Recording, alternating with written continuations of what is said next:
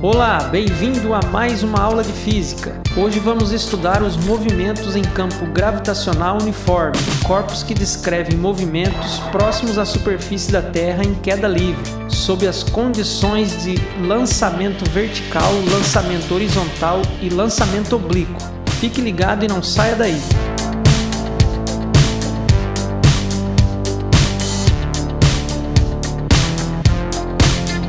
No movimento de queda livre, os corpos são abandonados, ou seja, a velocidade inicial é nula, e devido à aceleração da gravidade são utilizadas as seguintes equações. Aqui temos uma bola que, após ser abandonada, parte rumo ao solo, devido à ação da gravidade. Se adotarmos o referencial no sentido contrário ao movimento da bola, teremos a velocidade final e a aceleração da gravidade, ambas negativas. Dessa forma, a velocidade final e a gravidade vêm acompanhados do sinal negativo na equação. Agora nossa orientação será no mesmo sentido da gravidade e da trajetória. Assim, teremos a velocidade final e a aceleração da gravidade, ambas positivas, e as equações permanecem inalteradas. Vamos colocar em prática o que acabamos de ver. O exercício trata de uma pedra abandonada próxima à superfície da Terra. Assim teremos um campo gravitacional uniforme e poderemos utilizar as equações que trabalhamos anteriormente. Se observarmos o desenho que retrata o problema, a bola foi abandonada no ponto chamado H0,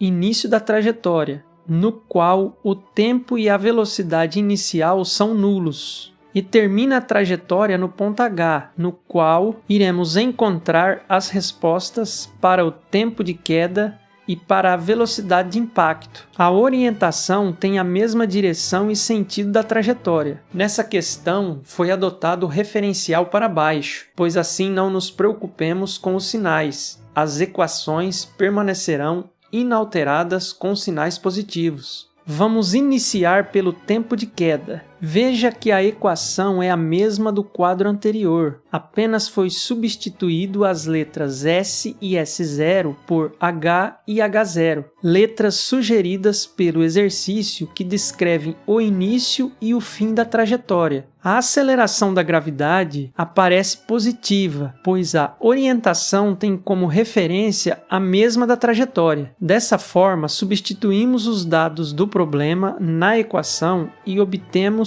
a resposta para o tempo de queda. Se o exercício tivesse fornecido o valor de h, que representa a altura que a bola foi abandonada, chegaríamos a uma resposta numérica, já que o valor de g, a gravidade, é conhecido. Agora vamos encontrar o valor da velocidade de impacto. Observe novamente que nossa equação foi alterada. No lugar de ΔS foi usado ΔH, pois, como já foi dito, o exercício utilizou a letra H para descrever a trajetória. Essas mudanças de letras não alteram o resultado da equação. Mais uma vez, substituímos os dados do problema na equação e chegamos na resposta para a velocidade de impacto. Continuando nossos estudos, veremos agora o lançamento vertical. Notem que a velocidade inicial não é nula, pois se trata de um lançamento, diferentemente de ser abandonada, como havíamos visto no quadro anterior. Utilizaremos as mesmas equações que descrevem movimentos no campo gravitacional uniforme. Quando a bola for lançada para baixo, no mesmo sentido e direção da gravidade, e contrariamente à orientação do referencial, teremos V e G negativos, pois ambos estarão em sentidos contrários ao referencial adotado. Assim, as equações sofrem uma variação no sinal. Quando o referencial for adotado para baixo, na mesma direção e sentido da gravidade e trajetória da bola, teremos V e G positivos, e as equações não sofrem variação no sinal. Já no lançamento para cima, com o referencial na mesma direção e sentido da trajetória da bola, teremos V positivo e G negativo. Quando o referencial estiver no sentido contrário da trajetória da bola, V será negativo e G positivo. Vamos ao exercício para colocarmos em prática o que acabamos de ver. O problema trata de uma esfera lançada verticalmente para cima que retorna ao ponto de partida 8 segundos após o lançamento e que pede como resposta um módulo da velocidade de lançamento e a altura máxima atingida pela esfera. Primeiro vamos descrever o exercício por meio de um desenho e colocar os dados do problema, o referencial e a trajetória da esfera. Com o nosso desenho definido, vamos encontrar a primeira resposta. Temos a velocidade final de subida igual à velocidade inicial de subida menos o produto da gravidade pelo tempo, que é a equação da velocidade que já havíamos visto anteriormente. Substituímos os dados na equação e chegamos na resposta. A esfera foi lançada com uma velocidade de 40 metros por segundo. Utilizaremos a equação de Torricelli para encontrar a segunda resposta. A esfera atingiu a altura de 80 metros. Nesse quadro, vamos fazer uma comparação entre os movimentos de queda livre e de lançamento vertical para baixo. Veja que em ambos os referenciais adotados, as equações são idênticas. O que muda são apenas as velocidades iniciais dos movimentos, já que na trajetória em queda livre, o corpo é abandonado, velocidade inicial nula, enquanto que no lançamento vertical, o corpo é arremessado, portanto com velocidade inicial não nula. Nosso objetivo de estudo agora será o lançamento horizontal, uma bola sendo lançada horizontalmente em cima de um bloco. Consideramos a origem da trajetória no ponto em que a bola está na iminência de se separar do bloco. Veja que nesse ponto utilizamos a orientação do eixo Y para baixo e do eixo X na mesma direção e sentido da trajetória da bola, devido à combinação de dois movimentos. Enquanto a bola se dirige para frente, caminha rumo ao solo. Assim temos na direção horizontal, no eixo X, velocidade inicial igual à velocidade final, portanto, aceleração nula. Substituímos esses dados na equação do movimento e chegamos à fórmula que descreve o movimento da bola na direção horizontal, também chamada de alcance. Já na direção vertical do movimento da bola, temos a velocidade inicial no eixo do Y igual a 0, pois nessa direção a bola age como se tivesse sido abandonada em queda livre, já que não existe nenhuma ação além da gravidade. Utilizamos a mesma equação do movimento substituindo x por y, pois estamos descrevendo a equação que irá representar a trajetória da bola na direção vertical eixo do y.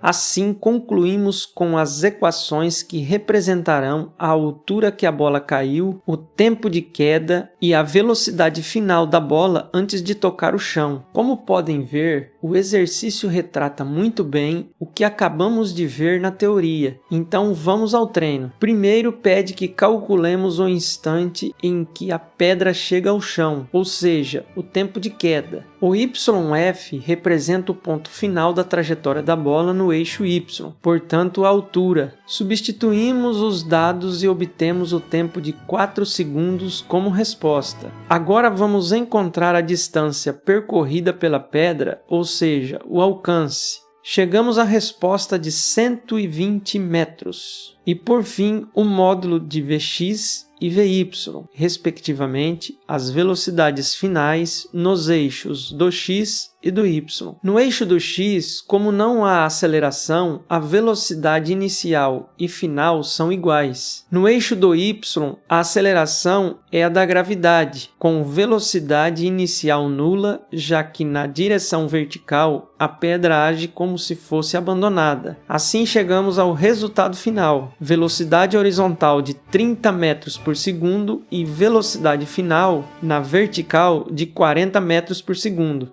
Por fim, vamos estudar o lançamento oblíquo. Como o movimento é composto, se move em duas direções, x e y, vamos traçar o plano cartesiano e observar o que ocorre durante a trajetória de subida. A bola é arremessada na direção diagonal, inclinada de acordo com o ângulo que chamaremos de θ. Isso nos permite decompor o vetor velocidade inicial em suas componentes representadas nos eixos x e y. Com os vetores representados na forma de triângulo-retângulo, é possível expressar os valores das componentes das velocidades iniciais nas coordenadas x e y, através de seno e cosseno. Diante de tais resultados, podemos seguir em frente e acompanhar a trajetória da bola após o arremesso. Para cada ponto da trajetória, temos os vetores das velocidades representados em relação aos eixos do x e y, assim como no lançamento horizontal no quadro anterior. No ponto mais alto da trajetória da bola, a velocidade é nula na direção vertical y. Já a velocidade da bola na direção horizontal x não se altera durante todo o movimento. É preciso se levar em conta que a velocidade é de natureza física vetorial, assim é preciso tratar como tal. Observe que para cada espaço percorrido na trajetória da bola, foram desenhadas setas na cor laranja sobre os eixos do x e do y. Essas setas representam os movimentos decompostos na vertical e na horizontal, para que possa acompanhar a ação física envolvida no movimento. Assim, concluímos que não há aceleração na horizontal e a equação do movimento nessa direção será representada pela seguinte equação. Veja que substituímos o s pelo x na equação para retratar o movimento horizontal. Na direção vertical, não só há presença da aceleração, como ela é negativa, pois tem orientação contrária ao eixo y. E assim temos as equações que representam o movimento da bola no eixo y, bem como as equações que representam sua velocidade. Vamos ao exercício. Temos aqui um problema que retrata o que acabamos de ver. Primeiro pede que encontremos a velocidade do corpo na parte mais alta da trajetória. Lembremos que nesse ponto só existe a velocidade horizontal, que é constante. Assim, temos as velocidades final e inicial iguais na horizontal. Como vimos no quadro anterior, V0x, a velocidade inicial no eixo do x, é igual à velocidade inicial multiplicada pelo cosseno de θ.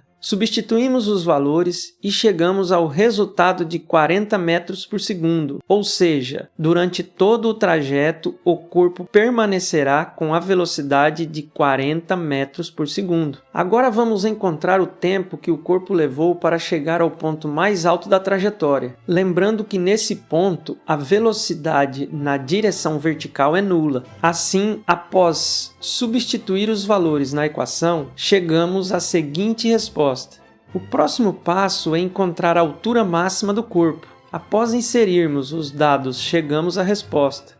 Para encerrarmos a questão, vamos encontrar o alcance, o deslocamento do corpo na direção horizontal. O tempo t da equação é referente ao tempo total da trajetória, subida e descida. Na letra B, havíamos encontrado o tempo de subida, porém o tempo de subida é o mesmo de descida. Assim, somamos os tempos e acrescentamos na equação, juntamente com os outros dados. Veja que substituímos o x pelo a. A letra x representa o ponto final da trajetória, portanto, seu valor expressa o alcance do corpo nessa trajetória. Ou seja, ambas as letras têm o mesmo significado. Assim chegamos ao final desse curso. Deixarei na descrição um link para o site, o qual terão exercícios com respostas sobre o tema para baixar e praticar. Um grande abraço a todos, bons estudos e até a próxima aula!